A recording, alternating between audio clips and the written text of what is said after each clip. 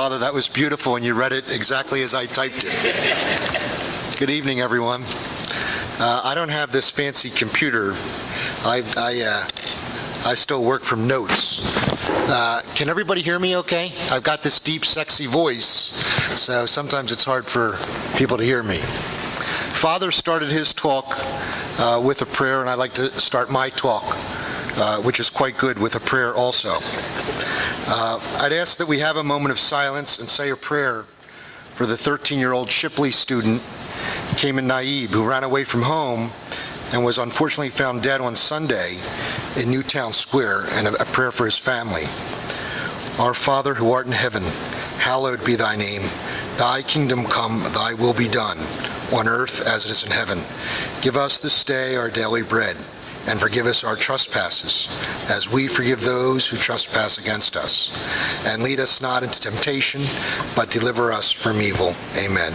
May his soul and all the souls of the faithfully departed, through the mercy of God, rest in peace. Amen. Tonight is very special for me, because this is the last time I will address the Malvern Prep community in a town hall as the board chair. My 3-year term ends this June, and the chair gavel will pass to my successor. I am indeed honored to be the board chair, but I am first and foremost husband to my grade school sweetheart, Tricia. Tricia has been so understanding of my time commitment to Malvern over these last few years, and I am very grateful for her support. Thank you, Tricia.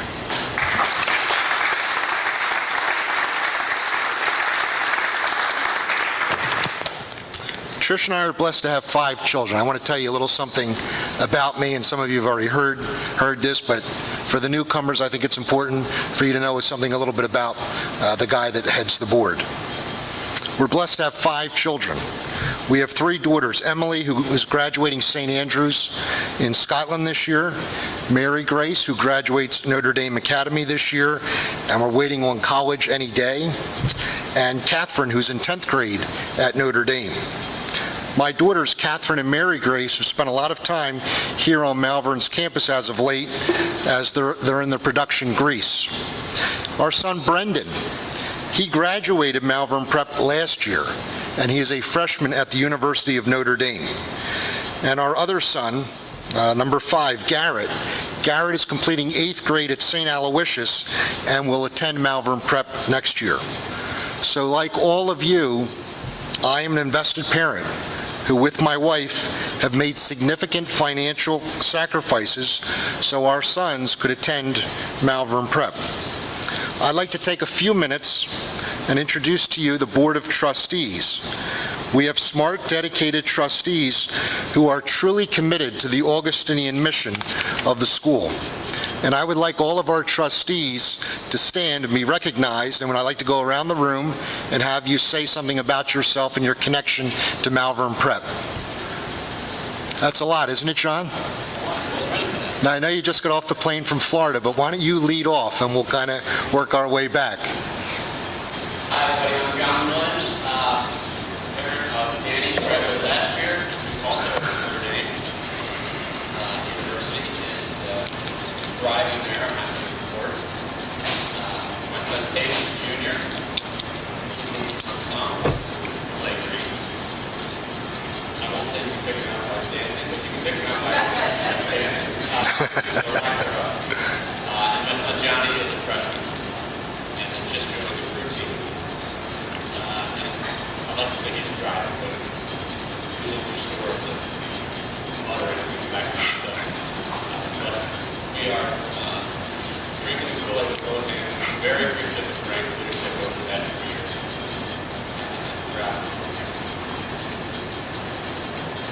Steve Cody, my vice chair. I have 2 boys here.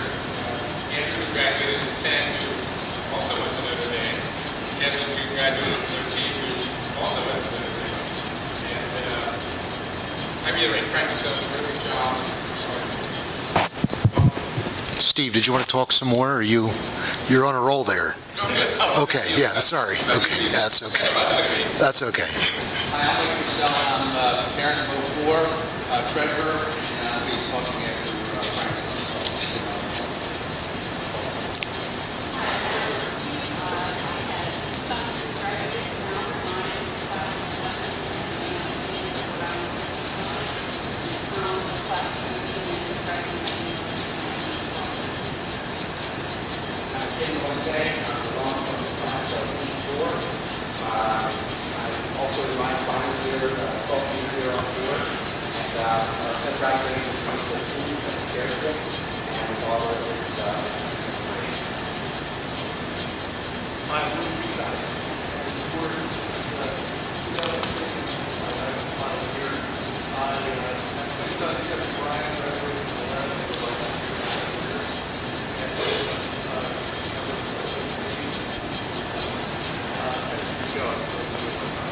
Thank you, Lou.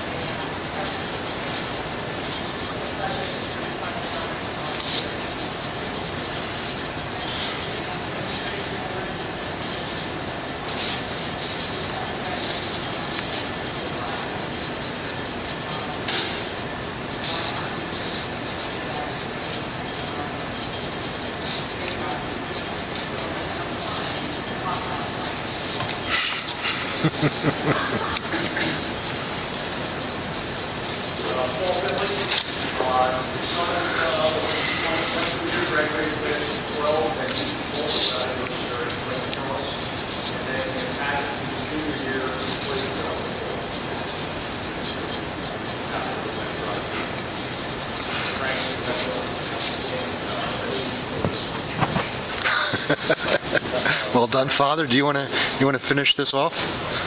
A wonderful man. Marty, do you love this? Thank you. Thank you, guys. After hearing from our school's trustees, I hope you all know that we view you and your sons as our customer base.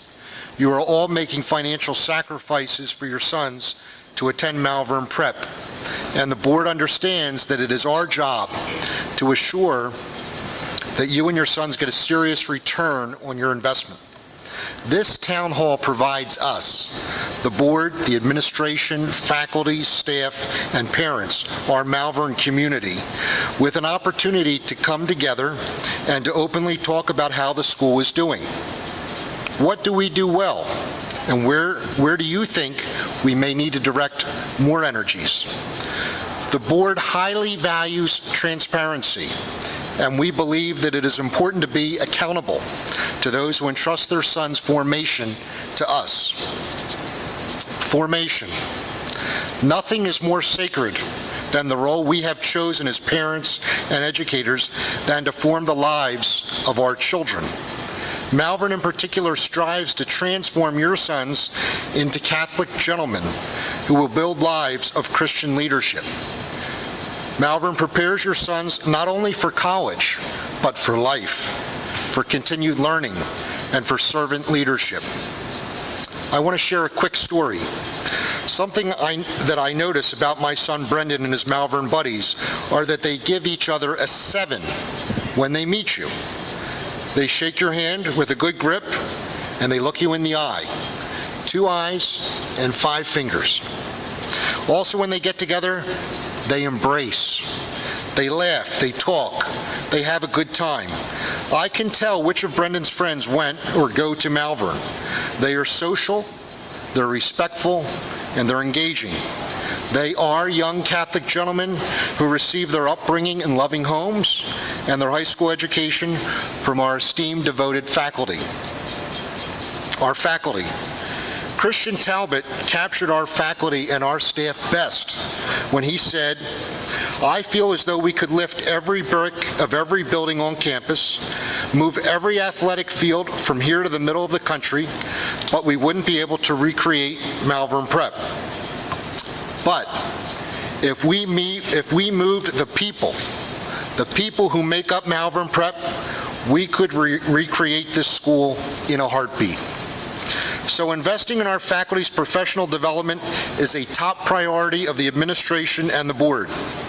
We have strong professional programs like the Design Thinking Workshop and the Summer Institute for Teachers that enhance our faculty, as even our teachers cannot stop learning. We invest in these programs, we invest in our faculty to assure excellence in delivering mission-based, student-centered learning experiences. Jack Welch, the former chairman and CEO of General Electric, said, "Good leaders create a vision, they articulate the vision, they passionately own the vision, and they relentlessly drive it to completion." Unquestionably, our administrative team has a vision to be a leading independent Catholic school in the country. That is a lofty goal, and impressively, it is within reach with all that we are doing here at Malvern Prep every day.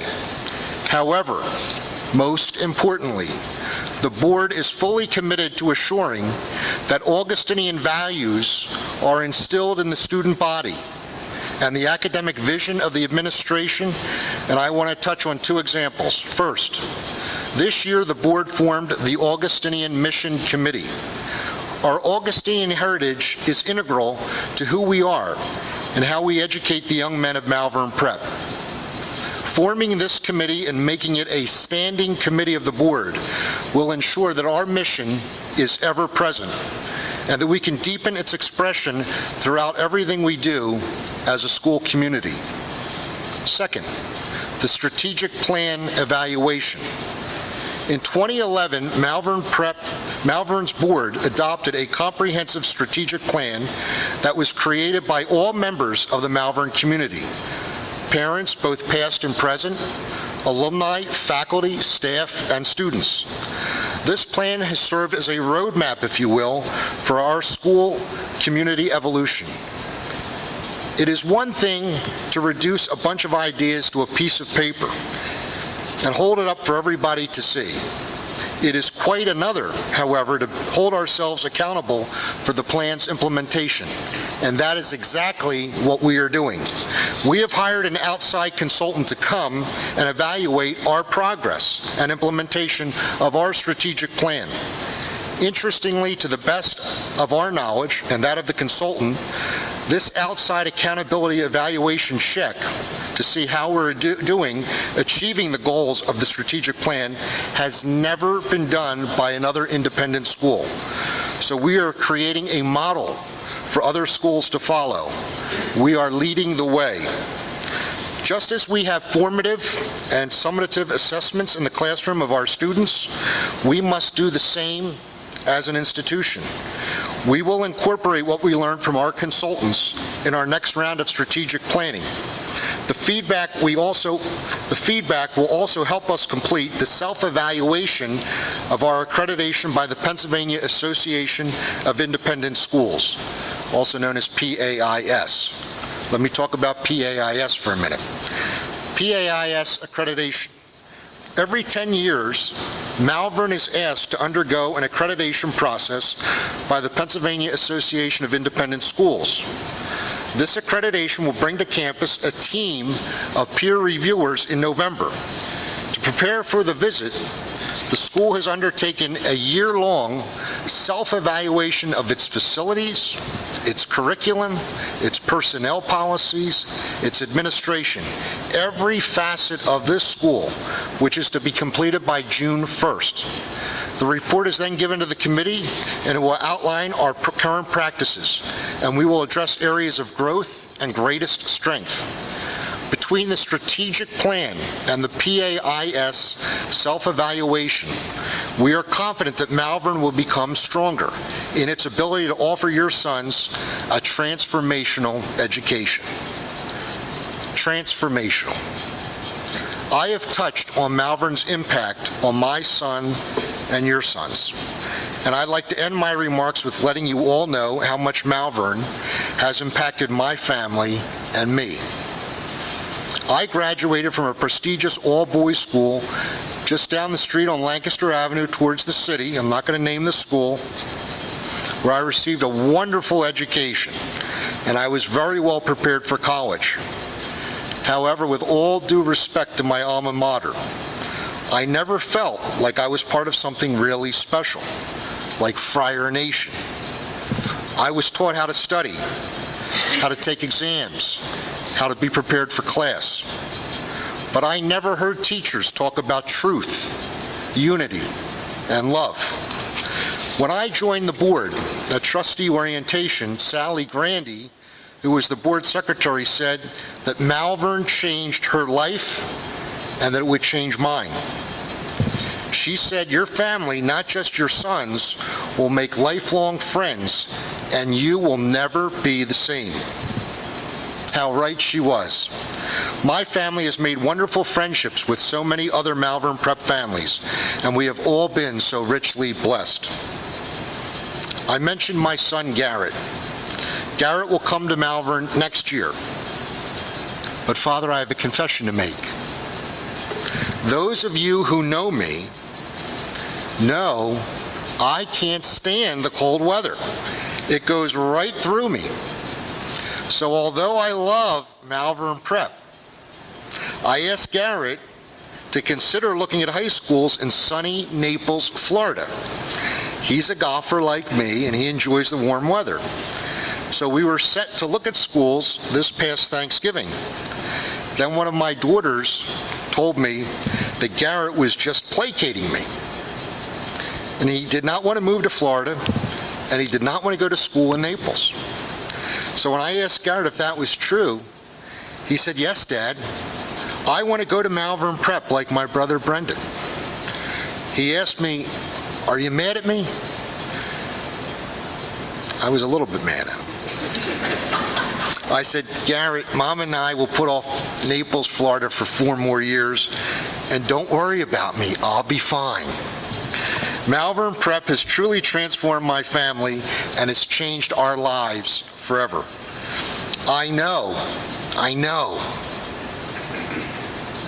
that God is alive and well here at Malvern Prep, with the school's caring and exceptional faculty, its dedicated coaches, its passionate students, and its loyal alumni. It is so appropriately described in the recent Malvern magazine as a community of caring. It just so happens on page 9, there's also a nice picture of Tricia, Brendan, and me, and a little write-up about the endowed gifts. But I digress. Malvern is part of my family, and I am so grateful that our paths have crossed. I just wish the winters in Malvern, Pennsylvania were not so cold. Now I'm going to turn the microphone over to Mike Purcell, who's going to update us on the financial health of our school. Thank you all very much.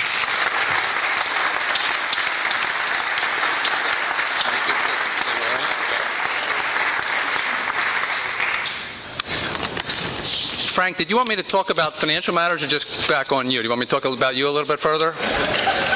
I don't think we've had enough so far. Is there anything else you'd like me to? Okay. Is enough? Okay. You sure? I don't mind talking about you for like 5 minutes. I think, some things you haven't covered. So, thank you, everyone. My name is, as Frank said, my name is Mike Purcell.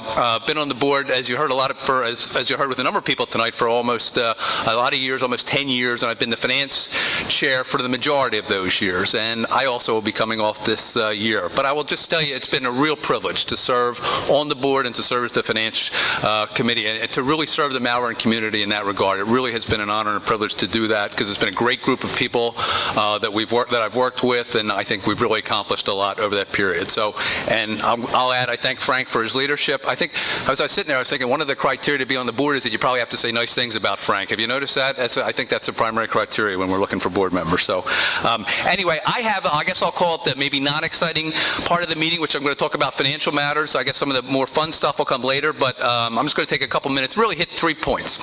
I'm going to talk about the budget, the overall budgeting process. I want to talk to you about tuition and the increase, be very transparent as to where that goes. And then lastly, I'll talk to you about the endowment and the debt levels of the school. Again, just to basically be transparent and let everyone know where we're at.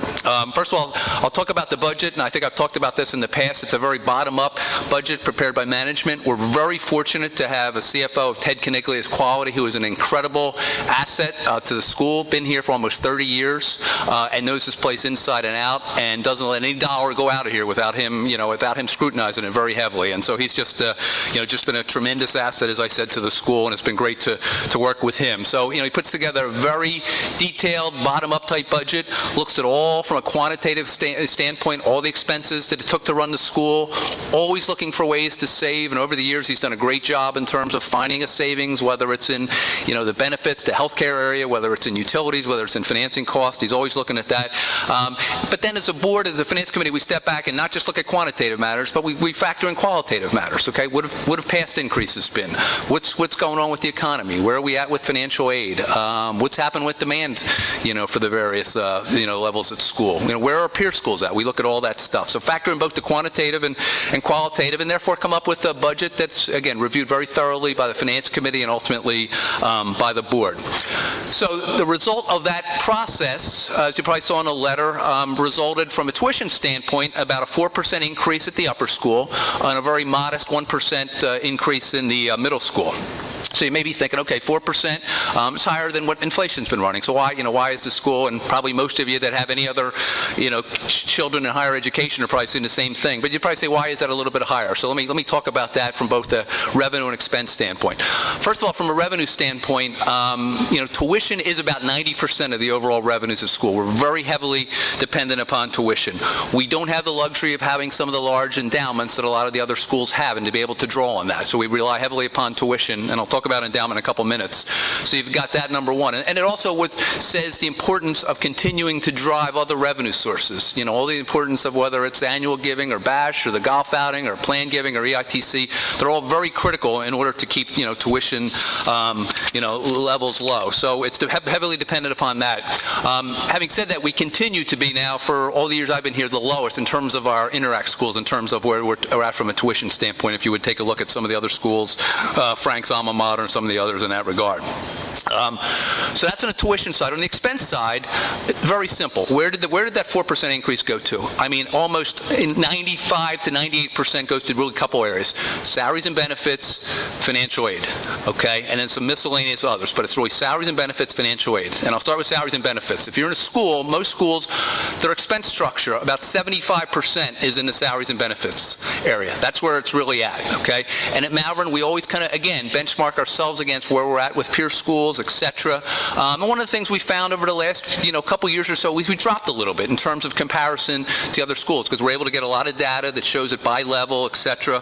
And so, when we looked at the budget for this year, just to give you an idea, the average, salary is about a 3% increase. Okay, so I said 4% on the tuition side, you get 3% right off the bat's going to basically salaries and benefits. And I think any parent that's here would say that, paying the salaries are really the lifeblood of the school, and paying them appropriately and compensating them is clearly, a wise thing to do. So that's where most of it's going. Financial aid was the other thing that I mentioned, and we're very cognizant of the sacrifice. Frank talked about the sacrifice to send kids here, so we're very cognizant of that. So we've increased the financial aid budget, both middle school, upper school. It's at the highest level it's ever been, both from an absolute amount and as a percentage of the overall revenue. So there was a conscious effort, again, knowing the cost of the school to increase. So we increased both of those, and then some miscellaneous increases for maintenance. If you look around, you'll see some deferred maintenance that we've put off for a period of time that it's going to be spent in some other areas.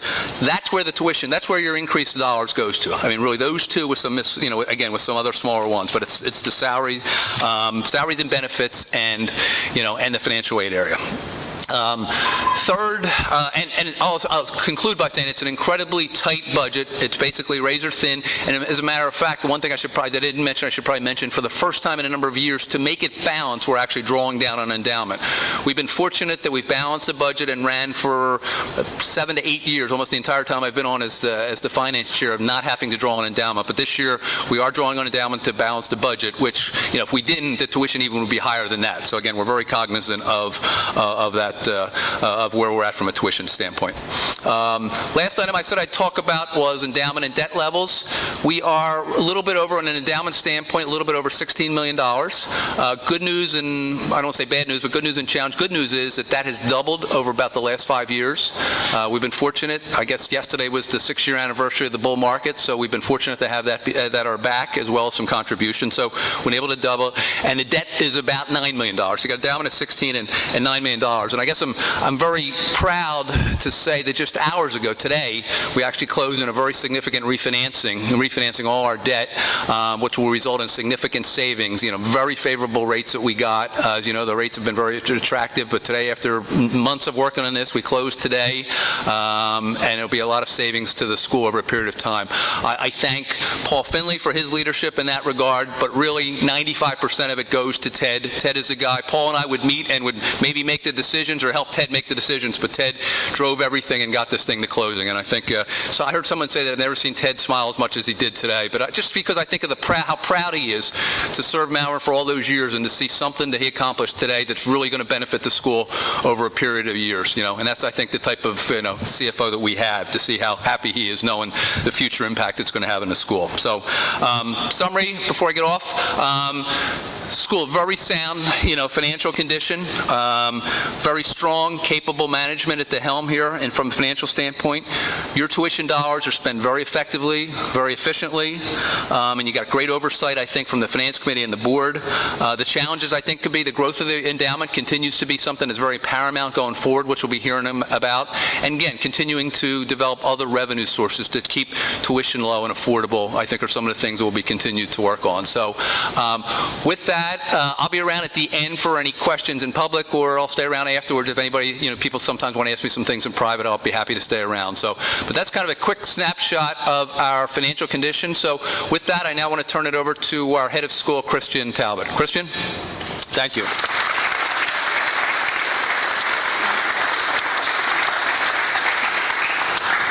Thanks, everyone, for coming out, especially on such a rainy evening. As Frank Hallinan said, one of the reasons for the night is for us to be transparent about our operations, and we always want to be able to explain to you how we do what we do.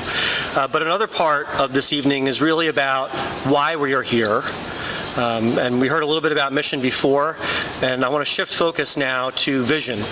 And one of the things I'm delighted to do tonight is to introduce Dr. John Chubb, who is the president of the National Association of Independent Schools, and an expert not only in the field of independent school education, but is someone who comes to us with literally decades of experience in for-profit and nonprofit, public, private, charter, independent school education. So he will be able to speak to us with great authority about the current state and the future state of learning. His biography is way too long for me to read. You'd much rather hear from him. So I'm just going to say really 3 quick things about John. The first is that he's been the president of NAIS for almost 2 years now, and Malvern is very proud to be a member of NAIS. We are not only an independent, not only an Augustinian Catholic school, but we are also an independent school, and that matters very much to us. And I hope that it matters very much to you, because I think that is part of the return on investment that both John and I will be speaking about in a few minutes. The second is that John is, I feel comfortable saying, first and foremost, as an educator. He has taught for many, many years at schools like Princeton and Stanford and Johns Hopkins. I think he's been a fellow at Harvard University. So he thinks as an educator as well as a CEO and businessman. And finally, I just want to share something personal about John. He was here just about a year ago visiting campus before addressing the members of Club 14, which are the heads of the independent schools in Southeast Pennsylvania. And we were very privileged to have John on campus for just about an hour. And he walked through the Learning Commons with me, which used to be our library, and he commented that the best schools that he has seen in his time as president of NAIS are really doing 2 things, and the Learning Commons captures at least one of those 2 things. He said that these schools are leading because of the articulation and commitment to a bold vision, and I think the Learning Commons is a space that exemplifies that. And the other thing he said is that the best schools are really collecting, analyzing, and making decisions based upon data. And we also are entirely committed as an institution to collecting and analyzing and making decisions based on data. So tonight we're very privileged to have Dr. Chubb speak with us and to explain not only the future of education, but why you guys have made a great investment in your sons. So please join me in welcoming Dr. John Chubb.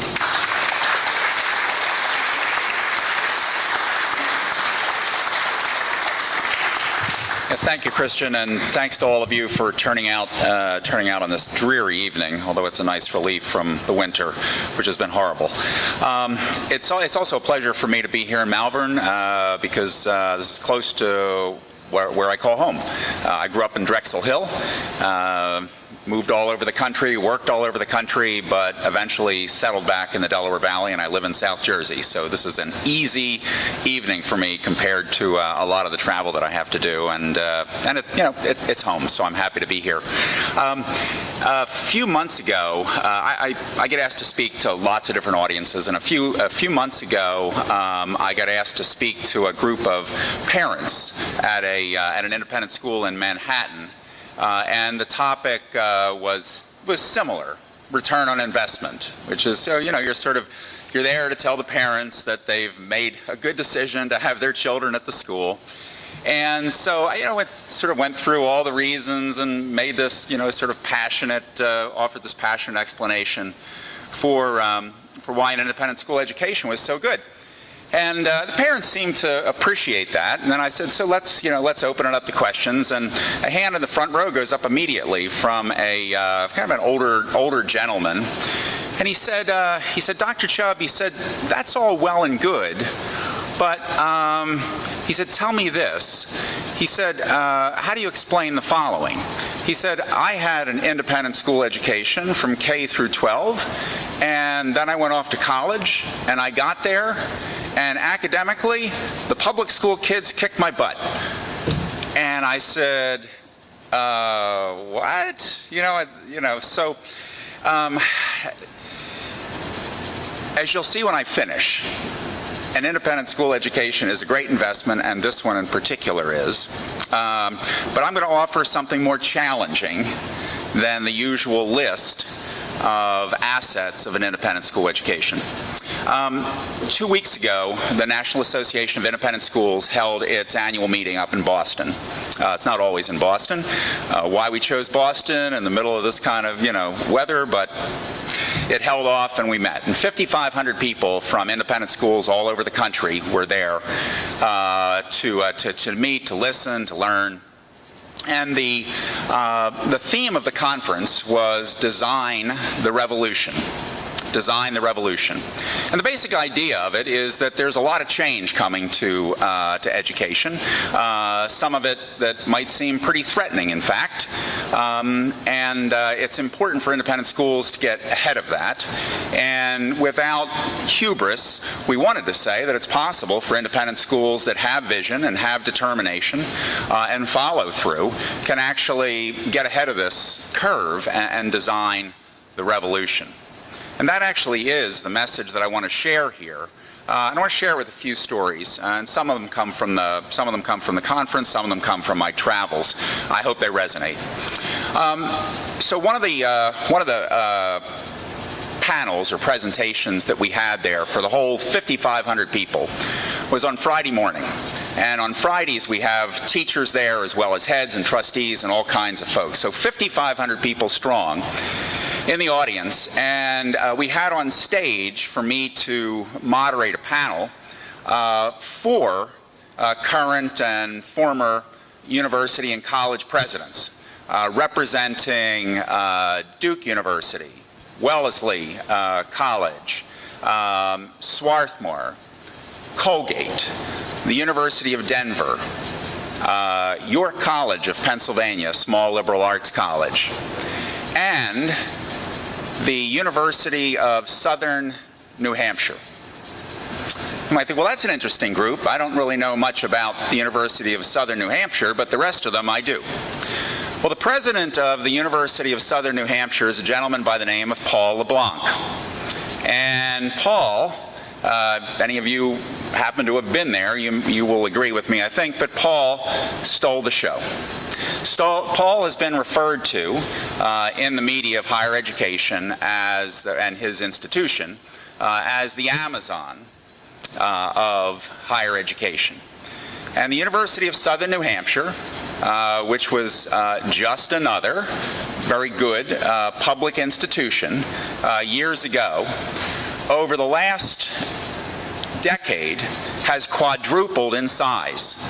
This is at a time when many colleges and universities are struggling financially, struggling with enrollment. They have quadrupled in size, and they are by far and away the most rapidly growing institution of higher education in the country. How are they doing it? Well, a number of strategies, but partly they are doing it by changing the way that colleges and universities work. College, for most of us, is something that happens after high school and lasts 4 years in a residential setting. But for people who are beyond a bachelor's degree, or for many people coming out of high school who don't really have the luxury or the funds to have a full-time residential education, this model hasn't actually worked. And in fact, even in residential education, you'd be surprised to know this, but the completion rate in 4-year baccalaureate residential programs in this country today, and this hasn't changed for 20 years, is 50%. 50%, right? The chances of finishing, are like a coin flip. The college experience is not really perfectly suited to everybody. And Paul LeBlanc has taken advantage of this insight and reached out to families and reached out to students to try to provide something different. Sometimes it's an education that's fully online. Sometimes it's a mixture of experiences that are place-based and online. Now, some people say, well, online education, I've done some of that. It's not really very good. It's like, lecture notes online, or like textbook chapters online. That's not real teaching. But as he explained to the audience, the state of the art in online education is rapidly improving. And in his experience in higher education, he said that 10 years ago, college presidents worried about how an online course would ever be as good as a face-to-face course. And he said today the worry in higher education is how face-to-face instruction will be as good as the best online experiences. And as he also pointed out, this is only going to continue in this direction. Place-based education has been with us for millennia. It's not on a learning curve. Online education has just begun, and it's only going to improve. And so his point was that higher education is being disrupted. It's being disrupted by the availability of technology, by the opportunity to do things differently. He even began to discuss the possibility that degrees like master's degrees won't even exist in the future, the near future. They'll be replaced by things that are now called badges or certifications. And it's even possible that the baccalaureate will be unbundled. And so the thing that we have thought of as parents and as educators for years and years, getting kids to college, getting them a bachelor's degree, that may begin to fall apart. I would recommend to you a book that just coincidentally came out this week, and it's by Kevin Carey. And Kevin is a writer for the Chronicle of Higher Education, which is like the major outlet for thinking and writing about it. It's the authoritative, sort of the Wall Street Journal for higher education. And Kevin's been writing for them for a long time, but he's also been employed in think tanks in Washington. He knows what he's talking about, knows what he's writing about. His book is entitled The End of College. The End of College. And what he forecasts is the eventual demise of place-based education as the main form of higher education. And the argument is that whether you're talking about an 18 or a 22-year-old or somebody at the master's level or the doctoral level, that the traditional degrees that say that somehow 4 years, 120 credits, is the magic number. That is, if you have that, you're something. And if you don't have that, well, you're something else, right? That there's no magic in that. That the way that we bundle knowledge, the way that we credential, doesn't match up with the needs of business and industry in the 21st century. You know, it's sort of legendary now that Google, which is a pretty important industry, business, doesn't ask if you went to college. And if you did go to college, they don't really care where you went.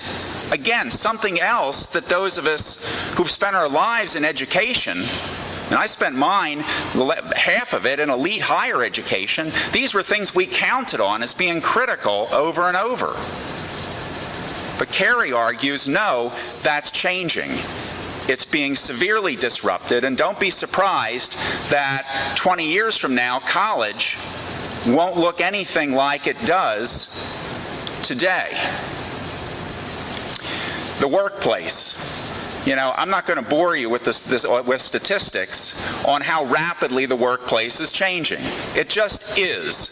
The jobs that exist today may not exist, likely won't exist, when our kids who are in kindergarten or working their way through school finally finish college and are in the workplace. The jobs that students today are going to hold in the future are jobs that we're not sure what they're going to be. And it's also very likely that students, when they finish their formal education, are going to have to be entrepreneurial enough to create their own jobs. So if higher education's changing and the workplace is changing, and we hear all this all the time, what does this mean for a K-12 school? I mean, how should we be thinking about this? You know, as we set our vision and we make our plans, should school continue to look exactly the way it has, you know, for decades and decades, or even longer? And I think the answer is that we probably need to change. We probably need to change. The question, of course, is how. A few weeks ago, I had the opportunity to be in the audience at a conference for advancement and development people, a national conference. And I had a chance to hear Walter Isaacson speak. And Walter Isaacson he's a phenomenal journalist. And among other things, he's been the editor of Time magazine and the CEO or chairman of CNN. And now he's the head of the Aspen Institute. And his spare time, he writes award-winning biographies. He's remarkable. If you know his name, you probably know him from his biography of Stephen Jobs that was published about 3 years ago. It's the only authorized biography of Stephen Jobs. But in addition to that, and it's kind of a funny story, he had written a biography of Albert Einstein, and he'd written a biography of Ben Franklin. And Stephen Jobs called him in the mid-2000s, and they were friends through the Aspen Institute. And Stephen Jobs said, "I'd like to talk to you about something." He said, I'd like you to write my biography." And Walter Isaacson said, "I just did Einstein and I did Ben Franklin, and you've got a pretty good company in Apple, but I'm not sure it's really time yet." Sadly, Jobs was ill, and Isaacson took up the task and wrote this wonderful biography. Since the publication of Stephen Jobs, he's brought out a new book, which I don't think's been out more than maybe 6 months, called The Innovators. And The Innovators is the story of the inventors who brought us probably the two most important inventions of our time, the computer and the internet. So in his remarks, he made some points that, that were, I thought, quite poignant, and in a way that I hadn't quite appreciated. The first thing that he observed was that if you look at many of the most creative geniuses, ones that he chronicled in his various books, very few of them got to where they ultimately were, achieved what they achieved, through a linear path from school. In fact, many of them dropped out of school, or left school for a while and came back, but they weren't star students. They were people who some teachers would regard as difficult because they kept asking why, you know, why do I have to do this, you know? That they weren't obvious products, direct products of school, which then raises some question about, you know, whether schools are preparing the next generation of Steve Jobs and others. The other thing that he observed, and this was absolutely the case with the computer and the internet, was that neither of these unbelievable inventions were the product of any single mind. There's not an inventor of the internet, even though some of our political leaders have claimed that mantle. It's actually not true. The internet was the product of inventive minds and inventive organizations and think tanks working together over the period of about 30 years that came together ultimately in the internet. And the computer's genesis goes back to 1810, 1820, something like that, with the first efforts to create something which was called a general computing machine. And then over time, various individuals and organizations were involved in it. In a great movie that was out a couple of months ago, The Imitation Game, about the code breakers during World War II. Turing, the great mathematician from England, he played a critical role in the creation of the modern computer. But Isaacson's point was that when you look at creativity and invention, that on the one hand you see these people, these geniuses, so to speak, playing critical roles who often are not products of school, and then you see that the efforts to create new products, to invent the future, are more often than not products of collaboration. Products of collaboration. Isaacson mentioned, we were down in New Orleans for this conference, and Walter Isaacson grew up in New Orleans, and he went to an esteemed Catholic independent school down there, the Newman School. And he said, when I was in school, and this would have been 45 years ago, he said our school had a word for collaboration: cheating. So, he was joking, of course, but I think the fact of the matter is that our schools have placed a lot of emphasis, and by our schools, I'm talking about America's schools, I'm talking about schools around the world, I'm talking about public schools, and I'm talking about private schools. Schools historically have placed a great deal of emphasis on the mastery of bodies of knowledge and the mastery of skills.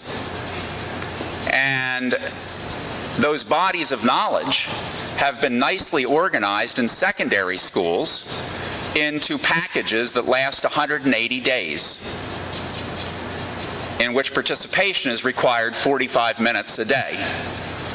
And you name whatever it is that humankind has accomplished, and it is delivered in high school in 180-day packages, as if this is the way it needs to be done. And then we organize students into age-graded schools, and we move them in batches through the schools, and we evaluate them on their ability to master a body of knowledge and to master skills. And obviously any great teacher expects students to be able to think and to be able to create and to be able to do research. Nevertheless, when students think back about what they were expected to do in school, there is a march through a curriculum. And what higher education is telling us, and what business is telling us, and other professions are telling us, is that for the future, if not for the past, but for the future, where students don't graduate from college or professional school and do one thing forever, and then retire and earn a pension.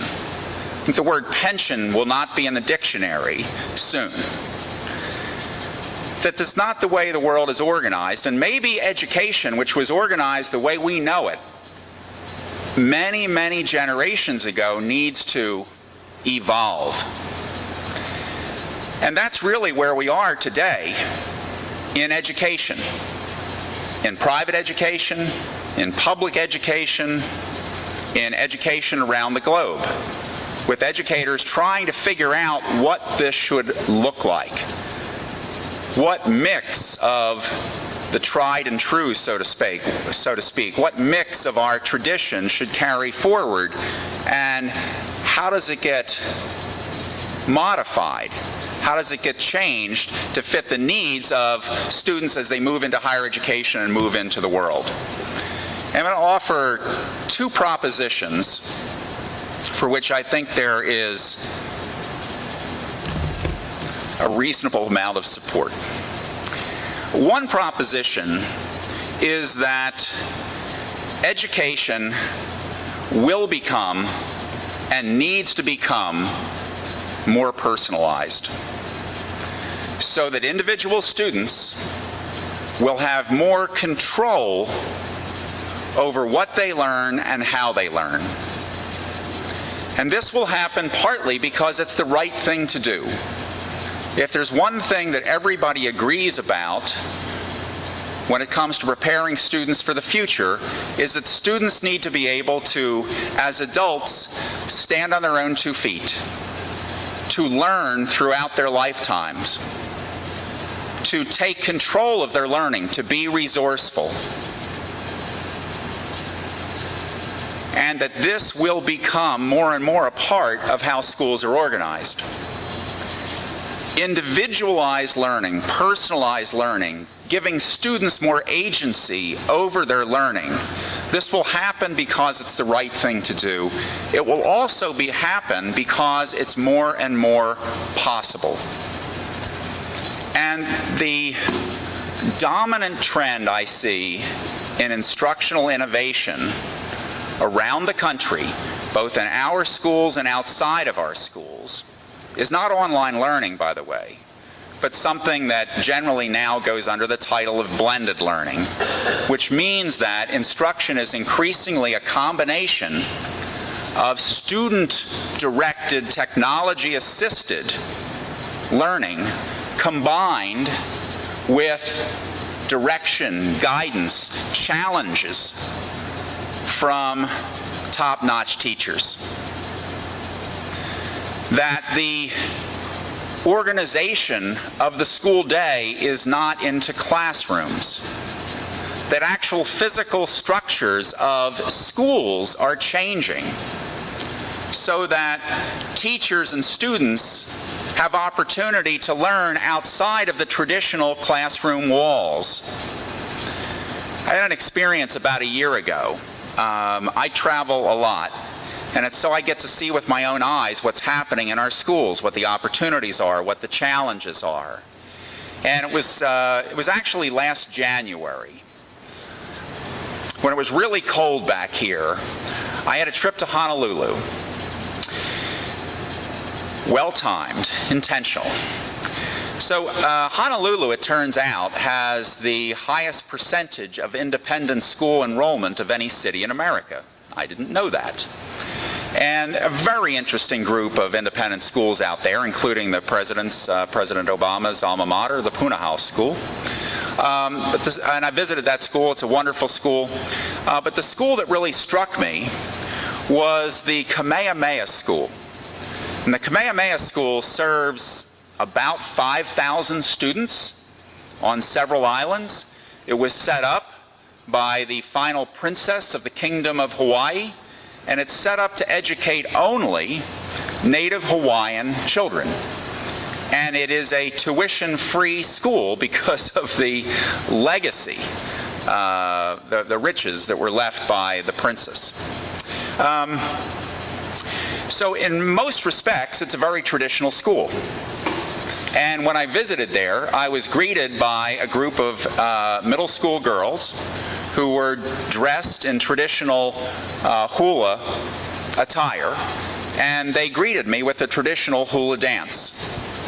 And it was kind of what I expected, and it was lovely, beautifully practiced. And then after that, the director of the middle school said, "Would you like to see our new middle school?" And of course I did. And from the outside, it looked like any other big school building. It was just a giant rectangle, right? So rather than walking in the front door, which would have been sort of on the length of the building, we walked in the end of the building into what would normally be a corridor. And on either side of the corridor, you'd see classrooms. So we walked in, and all I saw was open space. The length of a football field and the width of 2 classrooms in a corridor, nothing but open space. And students were working on both sides of sort of a path that was kept clear for, by the fire marshal as a kind of a corridor. And they were working in small groups, they were working in larger groups, they were working with devices, they were working with all sorts of instructional materials. And teachers were there and guiding. But it was very different than what you would see in a traditional classroom, and particularly a traditional middle school classroom. Middle school kids like to be up and about, right? I mean, if you've taught middle school, are these middle school guys here? You probably get tired of sitting in your chairs, right? And I'm keeping you in your chairs, and I know you have something lovely to display. I'm almost done. So it was wide open, and it was very individualized. Also, when you see what's on the computers in schools like this, what you tend to see are something called playlists, which are curricular choices that students get to make.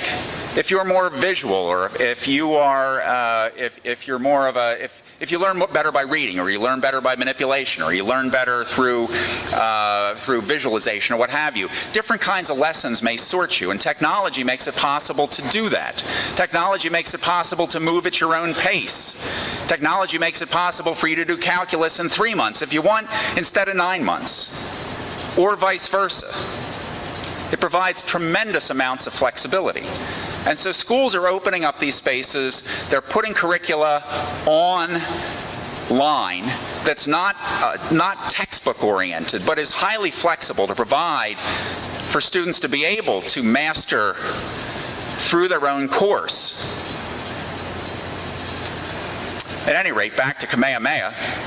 Saw the first floor of the building look like this, went up to the second floor, exactly the same thing, went up to the third floor, exactly the same thing. I asked the director of the middle school, how did you come to this, conclusion? How did you design this path-breaking building?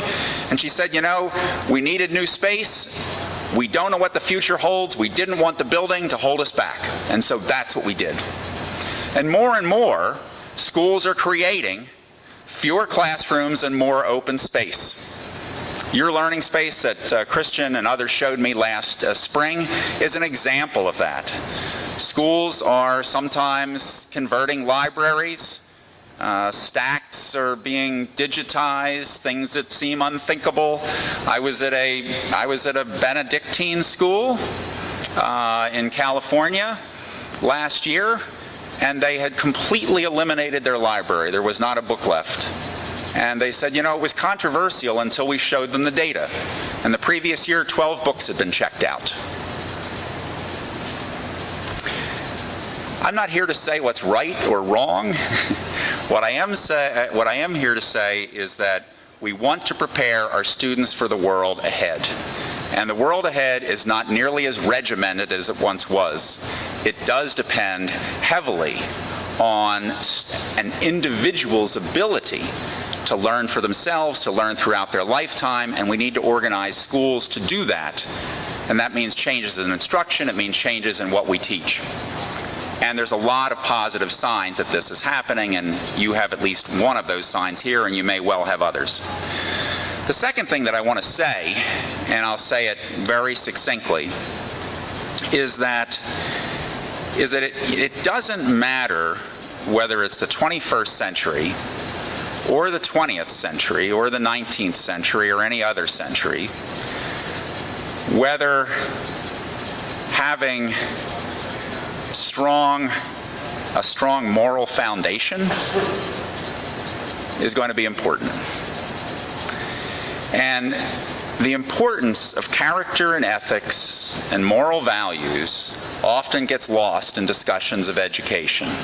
And sadly, that is happening in public education, where I've spent a lot of time. You know, you can't really engage in any discussion of public education without talking about the Common Core.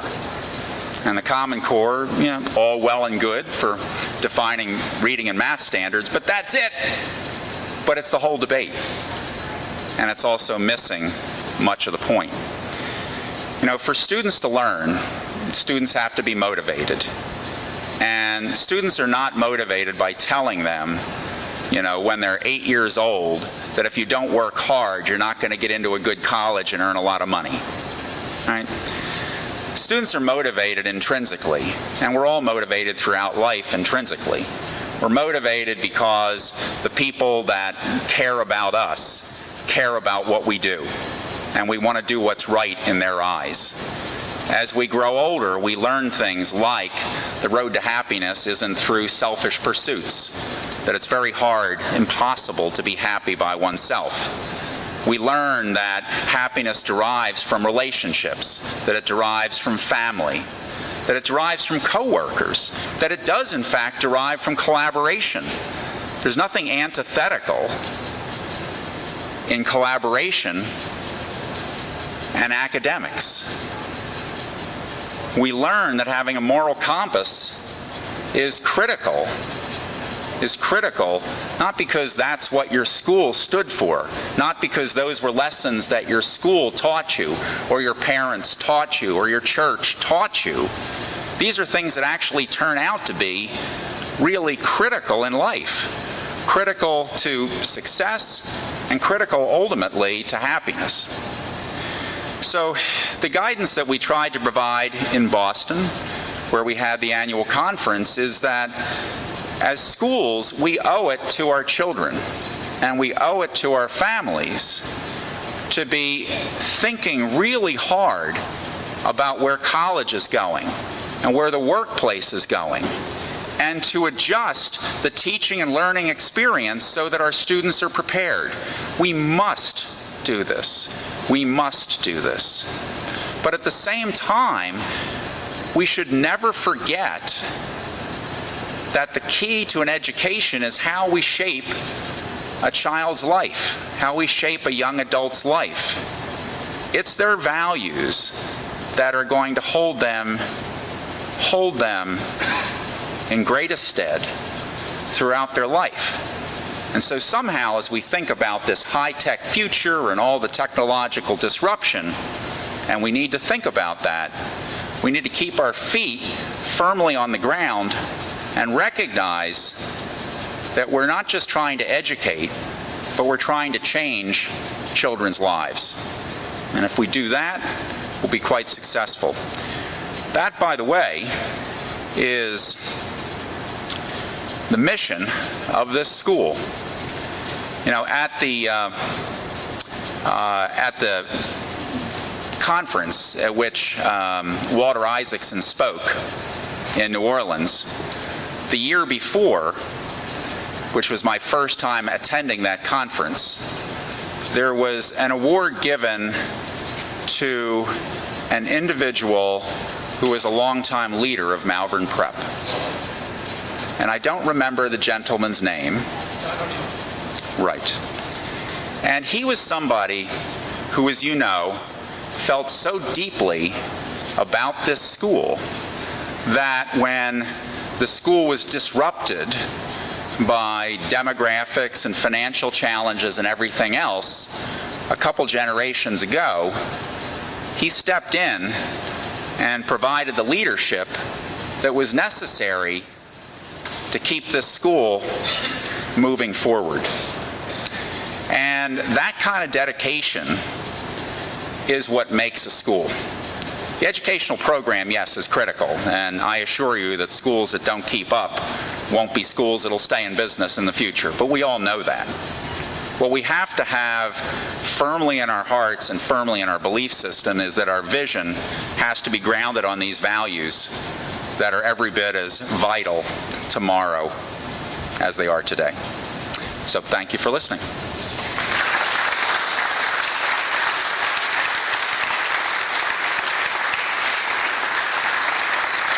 Thank you, John. I want to wrap up tonight by saying a few words about return on investment. And I think Frank Callahan actually said it best when he said that what Malvern Prep does, as John just said, is we change lives here. The return on investment of a Malvern Prep education is transformation, not transaction. There are many, many, many, many schools, great schools, phenomenal schools, some independent, some public, some charter in this southeast Pennsylvania area. And you guys, as parents, have extraordinary choice available to you, and that's a blessing. Malvern is a very specific kind of choice. This is not a transactional experience. What you are investing in is the transformation of your son. You entrust your son to us so that we can help him, with your assistance, to become the best possible version of himself. I want to think about this question of ROI by thinking about the annual letter to shareholders that Berkshire Hathaway just issued for the 2014 fiscal year. And you can see at the bottom, it's their 50th anniversary, you can see at the bottom that annualized, over 50 years, the return on investment at Berkshire Hathaway is over 1.8 million%. That is just a mind-blowing number. We're not talking about dollars and cents when we talk about a transformational experience, but what the two things have in common, investing in Berkshire Hathaway, which has a steady vision, a commitment to excellence, and by the way, there are a few people who are as data-driven in their decision-making as Warren Buffett. There's a real consistency in the way that Berkshire Hathaway approaches excellence and the way that Malvern Prep approaches excellence. What you have done is you have invested at the earliest possible stage, essentially, in your son's lifetime return. This year, there will be a great return on that investment, and you see that, I hope, when your sons come home from school every day. And at the end of the year, when you can look back on the experience, I hope you can say, that was a hell of a year. And when he graduates from Malvern Prep, I hope you can say, that was a hell of an experience. Sorry, Father. And 10 years from now, and 20 years from now, and 30 years from now, and Don O'Neill, who's a proud member of the class of '57, whom John referenced, who's been out of Malvern Prep for quite a while, you can look inside yourself and you can say, Malvern Prep transformed me. That is something that you actually can't put a dollar number on that, as impressive as Berkshire Hathaway's figures are there. But you are spending, as parents, you are spending a tremendous amount of money to send your sons here. And so it's worth knowing that the leading organizations across the globe are telling us that the things that matter most to them are things that we need to be mindful of right now. Not 5 years from now or 10 years from now when your sons are close to graduating or already graduated from college. It's too late at that point. We need to be mindful at Malvern Prep now. And I'm going to show you a great video in a minute of our 6th graders taking advantage of what we are mindful of now and what we are investing in now. So I just want to tell you a couple things. I'll pick out 2 of these companies up here to illustrate the point. IBM does an annual survey of CEOs, about 4,000 CEOs, and among those who are interviewed are not only chief executives from the various offices, but also board directors. And what they discovered is that the single most important quality in a highly successful CEO is not what you'd think it is. It's not strategic financial management. It's not excellence in kind of industry expertise. It's creativity. And I don't mean creativity in the sense of being able to walk up to a canvas and paint a beautiful oil color. I'm not talking about creativity in the sense of being able to sculpt something. Those are meaningful, actually quite profound expressions of creativity. But these CEOs talk about creative thinking, divergent thinking, problem solving in ways that matches the theme of the NAIS conference, designing the revolution. Understanding that you have to ask the right questions first, and then you have to figure out, using the resources that are available to you, how to solve that problem. And McKinsey, which is probably the leading consultancy in the world, did a survey in 2012, a report really in 2012, on what global employers are looking for and what schools are actually doing to prepare their students to be employed by these global employers, right? Theoretically, there should be a pretty good match there between what middle schools and high schools and colleges are doing in the classroom and what employers want. That's fairly logical, right? Well, the problem is that there was a tremendous mismatch between what global employers reported and what teachers and students reported.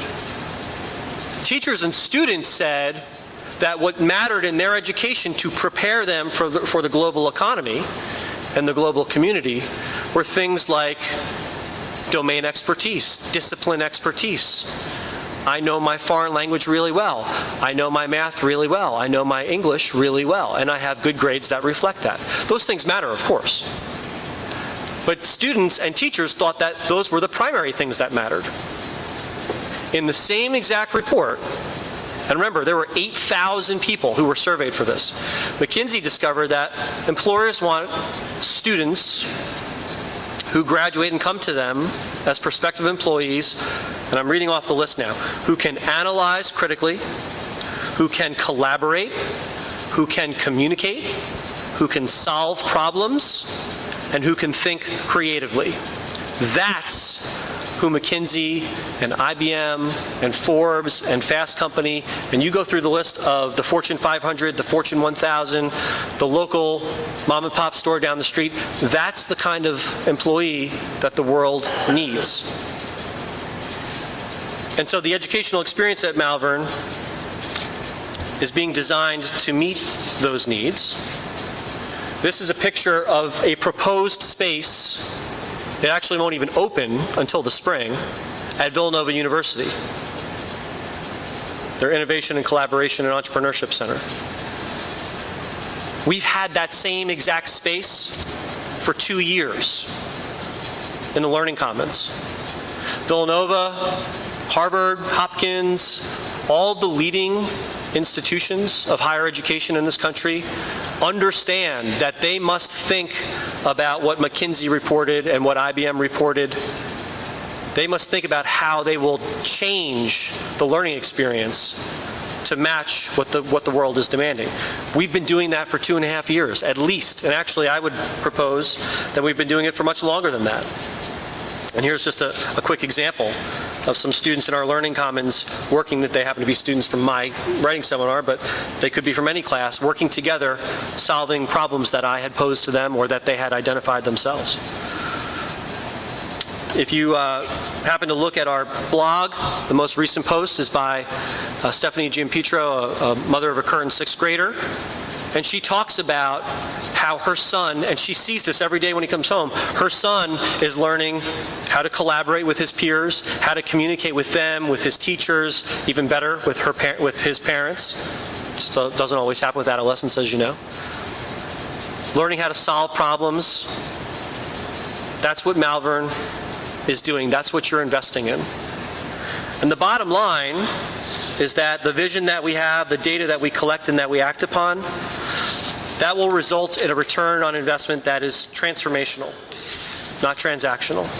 And as a final example, sort of a little metaphor for that, as a final example, I want to show you guys a video.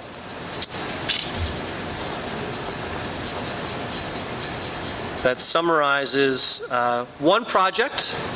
It's called the Cigar Box Project, and we have 3 students from our middle school who will come up in a minute and show you their actual project. But before we do that, we want to show you a quick video that highlights from start to finish the extraordinary work that these young men have done.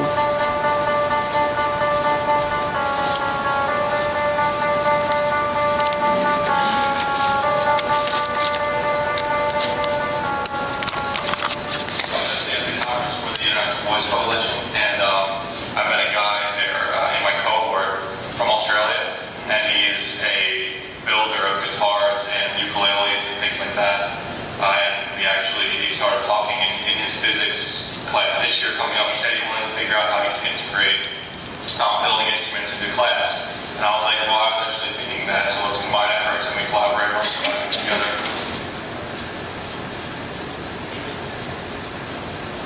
This is a project that Mr. DeVito wanted us to do.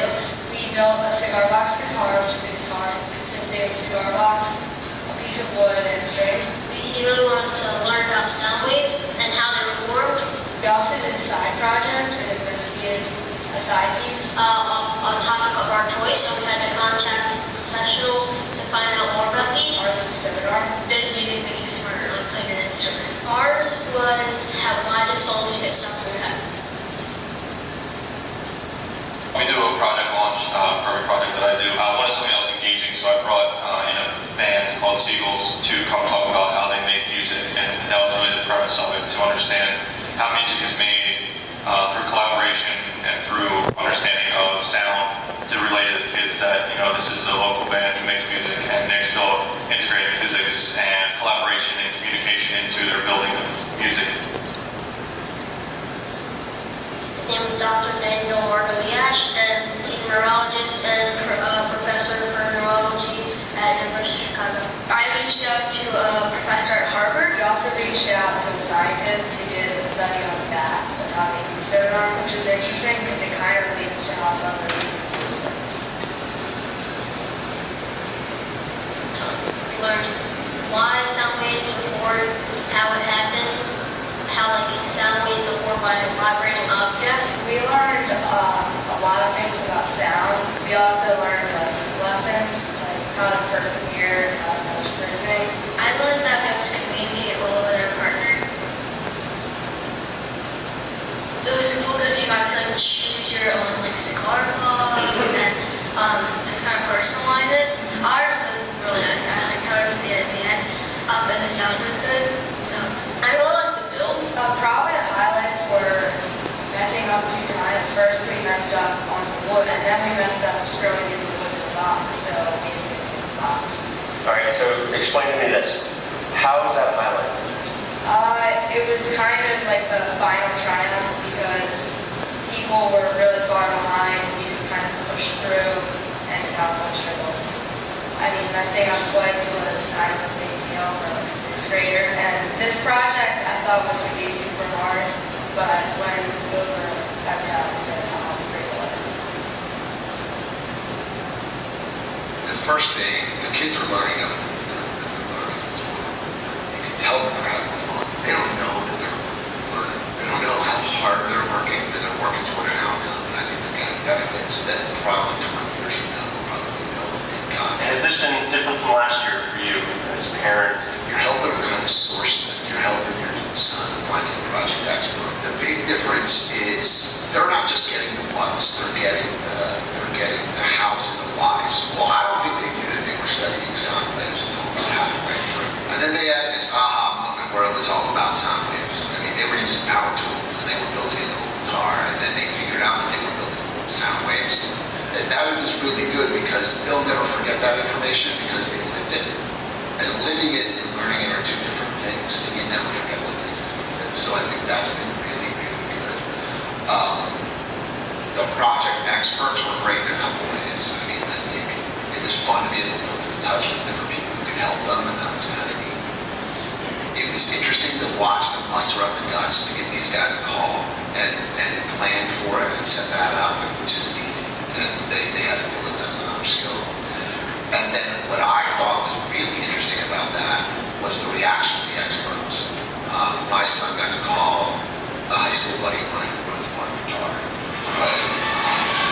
And, you know, the excitement that that guy had for the project that these kids were doing, it translated to me.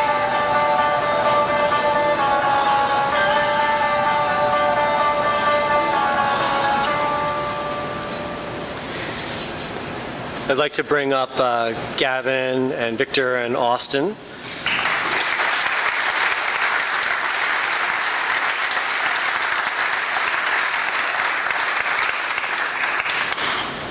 And think a little bit about... You use Screen Castify. Okay. You can upload the screen cap. Okay. Thankfully, I cut that off before Mr. Wasson said something inappropriate. Is that not mind-blowing? I mean, I actually got tears in my eyes looking at these guys talking about a transformational learning experience. And you saw at the beginning and at the end of that video that what student-centered learning means at Malvern is framed by our conviction that St. Augustine created a spiritual and educational roadmap. Those are not two different things, they're the same thing. And so when you look at our Augustinian values, truth, unity, and love, we pursue the truth, but we do it primarily through asking questions. Augustine believed that there was nothing better than a great question that led you one step closer to God. And we do it in unity, working together. And we do it animated by love for one another. Those are the values that John Chubb talked about that distinguish a Malvern Prep from virtually any other school in this area, which I'm very proud of. And I'm very proud of these three guys. And at this point, I want to move into the Q&A and give you an opportunity to ask questions, but I want these guys to stay up here with me because if I were you, I'd have questions for them, and I think they're prepared to answer them. But at this point in the evening, you can ask questions about anything.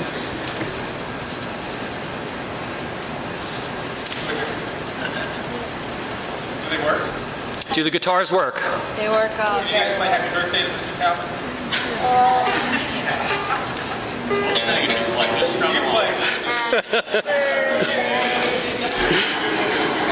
Thanks, I appreciate it. Oh wow, you were serious. Okay. Happy birthday, Mr. Talbot. Happy birthday to you. I love the air guitar cigar box. That was good. Thank you very much. I think it's semi-public knowledge that I turned 40 yesterday, so thank you. I appreciate that. What other questions do you have, either for these guys or for me? Yes, Dave. Your block scheduling, a lot of time I went into it. It's only a few months later to talk briefly about where you are,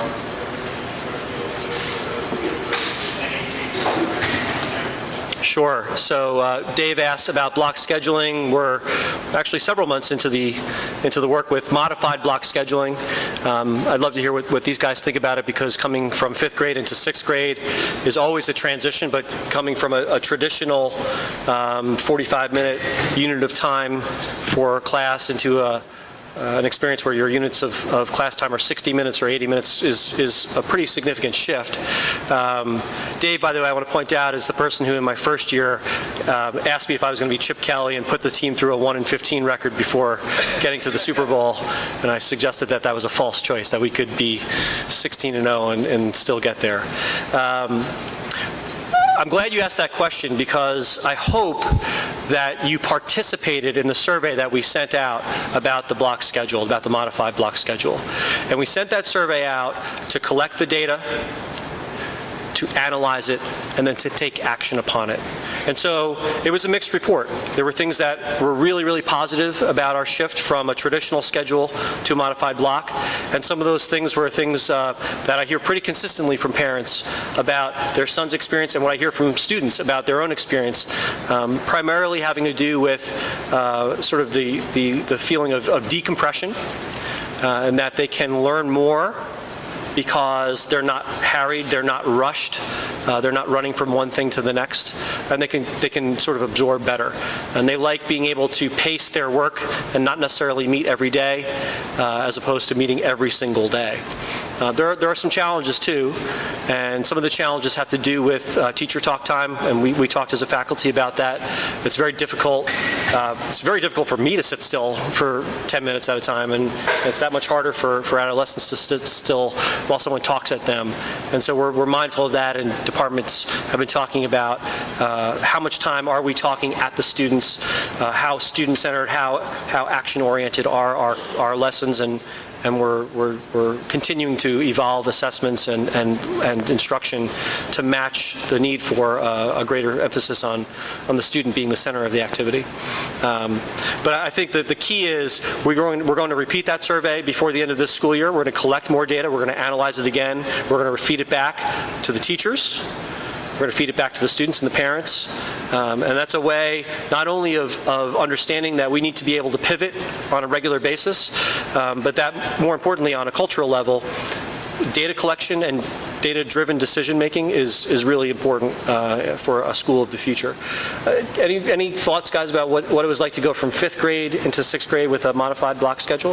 Well, personally, Come here, why don't you... Personally, I sort of enjoy the block schedule because if I have math homework and it's 9 at night and I know it's 9 at night and I just had lacrosse practice, I don't want to do math homework, I just want to go to bed. So then I know I can do it at community time the next day, or I have extra time to do it. Great, thanks.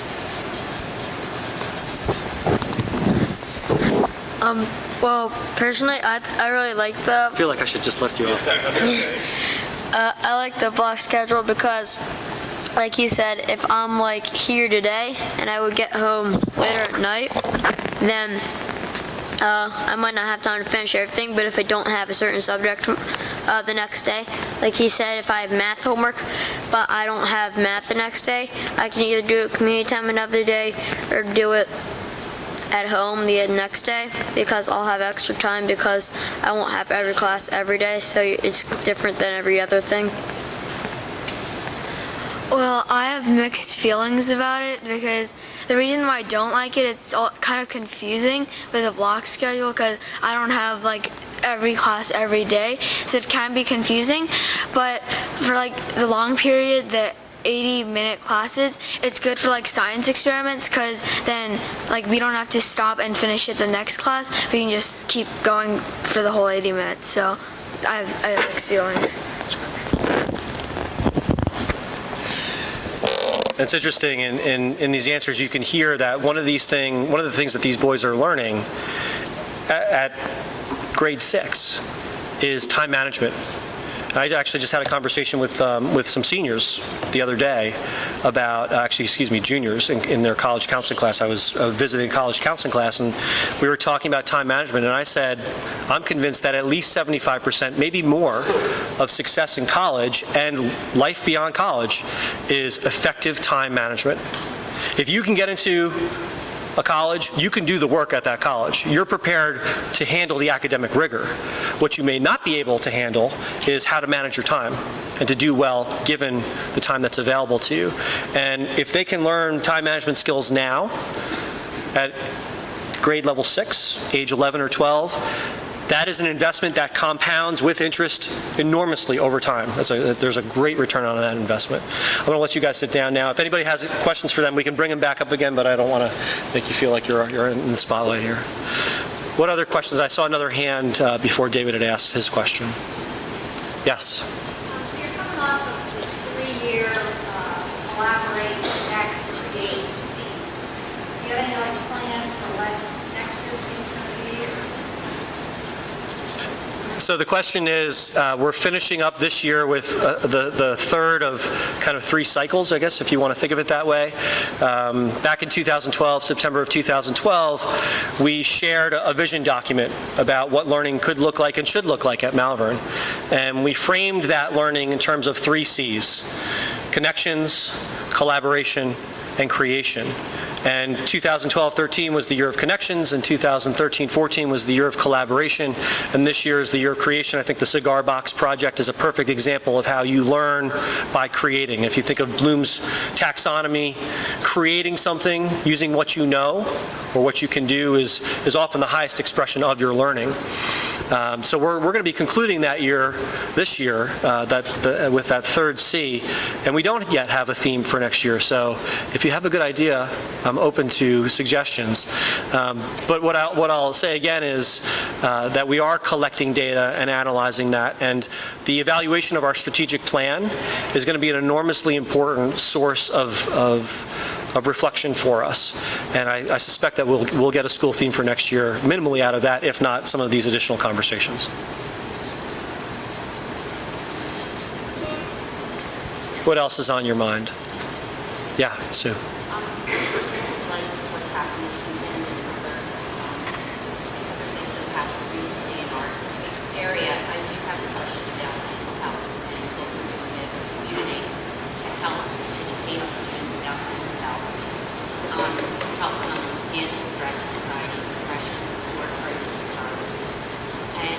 Also, how are we educating the teachers and coaches who are spending much more time with our children than we do in our everyday basis to identify students at risk? Yeah, great question.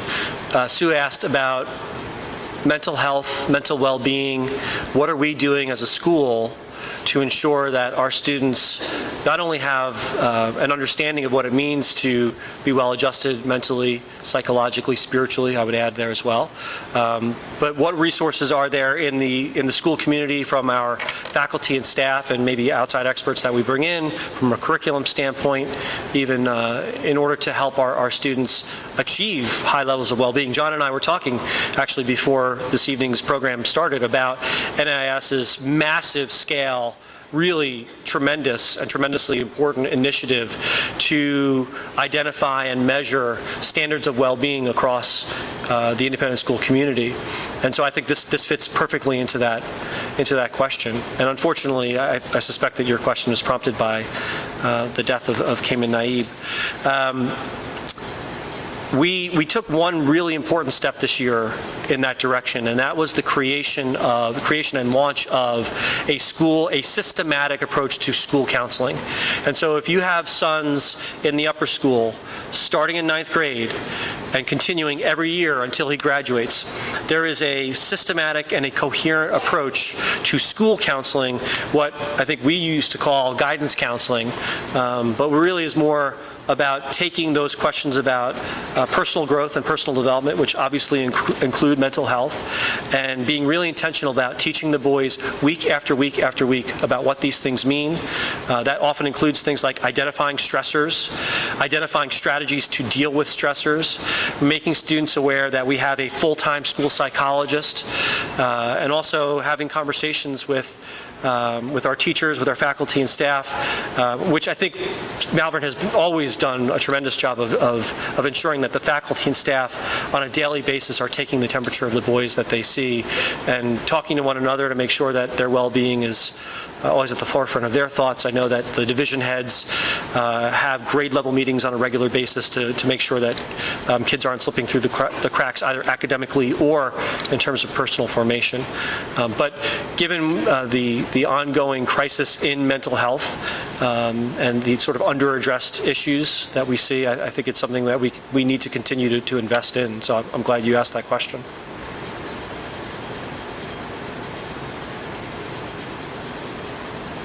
What other questions might you have?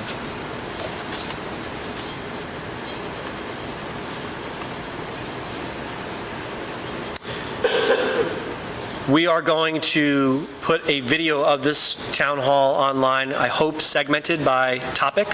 So if there was something that you heard, you can't remember, you should be able to go back and check it out online on our website. So that's something that I would highlight for you. The second thing I would want to do is to say thank you to all the people who made this evening happen, and there are too many of them to identify by name, but if you look around the room, there's a huge number of faculty and staff and trustees who are here, who organized this night, who made themselves available this night to chat with you, both before and now. So I'm grateful to them. I'm extremely grateful to John Chubb for sharing his insights about the future of education. I'm really grateful for these 3 young men from our 6th grade for sharing their learning experience with us, and to their parents for making them available to us.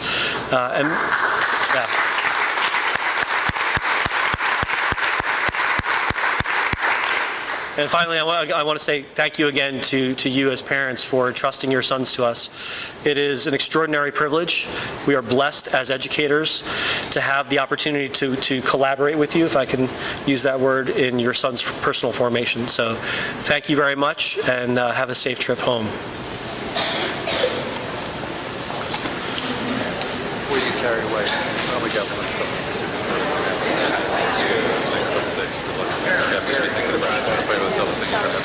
That was an excellent presentation. Thank you. Just same thinking about it. Thinking about it. Nice going. It's tough. That's a tough one. It's a very tough one. It's good whatever you decide. So just want to say good luck with it, okay?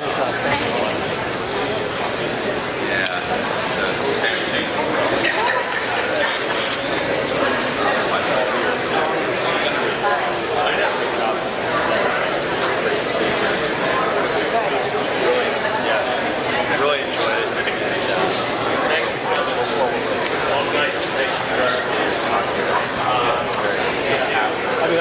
I wasn't kidding.